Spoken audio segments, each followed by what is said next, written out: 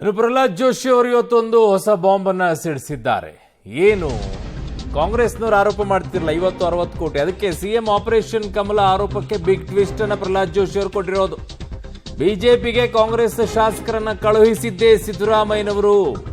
ಕಳೆದ ಬಾರಿ ಬಿಜೆಪಿ ಸರ್ಕಾರ ರಚನೆಗೆ ಕೆಲ ಶಾಸಕರನ್ನ ಕಳುಹಿಸಿ ಕೊಟ್ಟಿದ್ರು.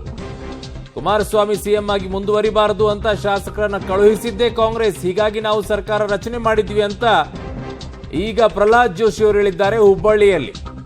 ಸೊ ಇದಕ್ಕೆ ಯಾವ ರೀತಿಯಾದಂಥ ಪ್ರತಿಕ್ರಿಯೆ ಬರುತ್ತೋ ಗೊತ್ತಿಲ್ಲ, ನೋಡೋಣ ಏನು ಹೇಳಿದ್ದಾರೆ. ಯಾರು MLAಗಳು ರಾಜೀನಾಮೆ ಕೊಟ್ಟು ಬಂದಿದ್ದರು ಅವರನ್ನು ಕಾಂಗ್ರೆಸ್ ಪಾರ್ಟಿನೇ ಕಳಿಸಿತ್ತು. ಕಾಂಗ್ರೆಸ್ ಪಾರ್ಟಿಯವರೇ ಸಿದ್ದರಾಮಯ್ಯನವರೇ ಕೆಲವು MLAಗಳನ್ನು ಕಳಿಸಿದ್ರು. ಯಾಕಂದ್ರೆ HD ಕುಮಾರಸ್ವಾಮಿ ಅವರು ಕಂಟಿನ್ಯೂ ಆಗಬಾರ್ದಂತ. ಪ್ಲಸ್ ಇವರಿಗೆ ಆಳಲಿಕ್ಕೆ ಯಾವುದೇ ನೈತಿಕ ಅಧಿಕಾರ ಇರಲಿಲ್ಲ. ಯಾರು ಕೆಲವರು ಬಂದ ನಂತರ ನಾವು ಅವರನ್ನು ತಗೊಂಡು ಸರ್ಕಾರ ಮಾಡಿದ್ದೀವಿ. ಈ ಸರ್ತೆ ಜನ ಅವರಿಗೆ ಸ್ಪಷ್ಟವಾದಂಥ ಮ್ಯಾಂಡೇಟನ್ನು ಕೊಟ್ಟಾರ. ಕೆಲವರು ಯಾರು MLAಗಳು ರಾಜೀನಾಮೆ ಕೊಟ್ಟು ಬಂದಿದ್ದರು ಅವರನ್ನು ಕಾಂಗ್ರೆಸ್ ಪಾರ್ಟಿನೇ ಕಳಿಸಿತ್ತು. ಕಾಂಗ್ರೆಸ್ ಪಾರ್ಟಿಯವರೇ ಸಿದ್ದರಾಮಯ್ಯನವರೇ ಕೆಲವು MLAಗಳನ್ನು ಕಳಿಸಿದ್ರು. ಯಾಕಂದ್ರೆ HD ಕುಮಾರಸ್ವಾಮಿ ಅವರು ಕಂಟಿನ್ಯೂ ಆಗಬಾರ್ದಂತ. ಪ್ಲಸ್ ಇವರಿಗೆ ಆಳಲಿಕ್ಕೆ ಯಾವುದೇ ನೈತಿಕ ಅಧಿಕಾರ ಇರಲಿಲ್ಲ. ಯಾರು ಕೆಲವರು ಬಂದ ನಂತರ ನಾವು ಅವರನ್ನು ತಗೊಂಡು ಸರ್ಕಾರ ಮಾಡಿದ್ದೀವಿ. ಈ ಸರ್ತೆ ಜನ ಅವರಿಗೆ ಸ್ಪಷ್ಟವಾದಂಥ ಮ್ಯಾಂಡೇಟನ್ನು ಕೊಟ್ಟಾರ.